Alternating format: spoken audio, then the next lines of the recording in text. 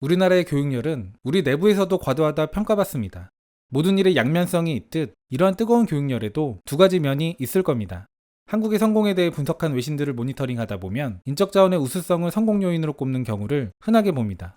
그리고 이어지는 수순, 교육에 대한 전폭적인 투자와 교육 시스템에 대한 언급. 좀 더 들어가는 기사들은 한국의 뜨거운 교육열을 사회문화적으로 파고들기도 합니다. 일각에서 흔히 말하는 한민족은 원래 머리가 좋고 뛰어나다. 그런 관점도 존중을 하지만 사실 저는 이런 면에는 동의가 안 됩니다. 다만 교육을 중시하고 배움을 성공의 발판으로 생각하는 우리가 만든 문화.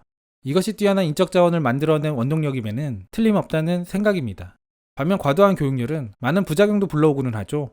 부담되는 사교육비, 과도한 경쟁으로 인한 교육 스트레스, 더 나아가 행복하지 않은 청소년들의 문제. 이는 높은 청소년 자살률로 증명되는 것이라는 생각입니다. 아무튼 한국을 성공 모델로 삼는 국가들은 한국의 교육 시스템에 대해 주목하기도 합니다.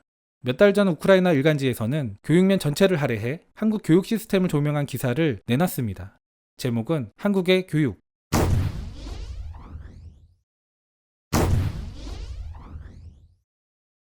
기사는 한국에서 일반 학교에 아이를 보내고 있는 우크라이나 엄마 2명을 인터뷰합니다. 전반부는 이를 통해 한국의 교육 시스템에 대해 이야기하며 우크라이나와 비교하고 있습니다. 평가 제도에서 수업 시간과 같은 작은 것들까지 세부적으로 다루는 모습입니다. 그리고 이어 그들이 보는 한국 교육에 대한 이야기가 이어집니다. 아이가 등교할 때는 아이들의 안전한 등교를 위해 차량의 출입을 통제하고 교통관리를 한다.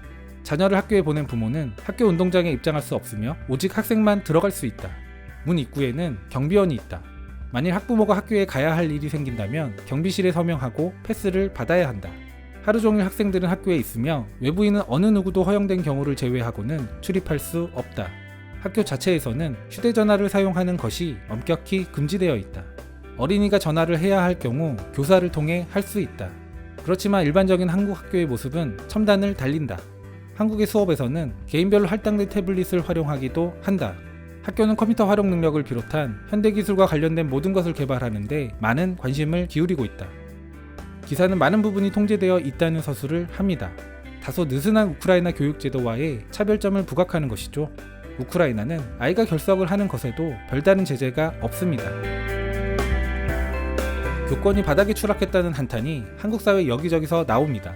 그럼에도 불구하고 외부에서 보는 우리나라는 교권이 강한 나라입니다. 교실에서의 훈육은 항상 완벽하다. 아이들의 선생님에 대한 복종은 당연시된다. 한국에서는 실내를 들어갈 때 신발을 벗는 것이 관례. 학교 내에서 실내화를 신는 게 흥미로운 부분이다. 한국 학교에 아이를 보내는 그녀들은 학교에서 괴롭힘을 당한 징조를 본 적이 없다 말한다. 초등학교에서 학생들 간의 무시와 차별성 발언은 철저하게 금지되어 있다. 우리 학교에서는 누구도 기분을 상하게 하지 않도록 매우 엄격하게 관리됩니다. 라고 나탈리아는 말한다. 기사 여기저기에서 엄격함에 대해 이야기합니다. 학교 과제에 대해서도 반드시 해야 한다는 의식이 있음도 세밀하게 지적하고 있습니다. 어찌 보면 이는 우리에게는 당연하게 받아들여지는 부분이지만 다소 느슨한 우크라이나 교육 문화에서는 신선함으로 다가오는 듯 합니다. 그들이 인상 깊게 보는 또 다른 부분, 바로 아이의 학업 성취를 선생님과 1대1로 상담하는 것입니다. 학부모 회의가 거의 없다. 보통 개별 면담이 이루어진다. 개별 면담에서 자녀가 어떤 것에 흥미를 보이는지, 이를 바탕으로 어떻게 진로를 잡을지, 그리고 앞으로 어떤 것을 개발해 주어야 할지 등에 대해 이야기한다. 일반적으로 한 면담에서 15에서 20분의 시간이 주어진다. 면담 시 다른 부모나 학생은 없다. 학급에서 성적이 떨어지거나 원하는 아이들은 개별적으로 학원을 다니기도 한다. 모든 학교 소식 등은 학교 웹사이트를 통해 쉽게 알 수 있다. 학교에서의 식사는 무료이며 부모는 한 달간의 메뉴를 미리 알 수 있다. 방과 후에는 따로 적은 비용을 지불하고 많은 흥미로운 서클 활동을 할 수 있기도 하다. 교육에 있어서 한국은 투명하고 모든 사람에게 동일하게 적용된다. 우크라이나 교육 문화에서 학원 문화는 아예 없습니다. 여기에 방과 후 서클 활동 역시 없습니다.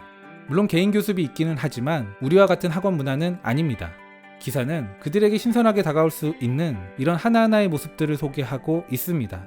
이를 통해 교육을 중시하는 한국의 문화를 강조하는 지향점을 드러냅니다.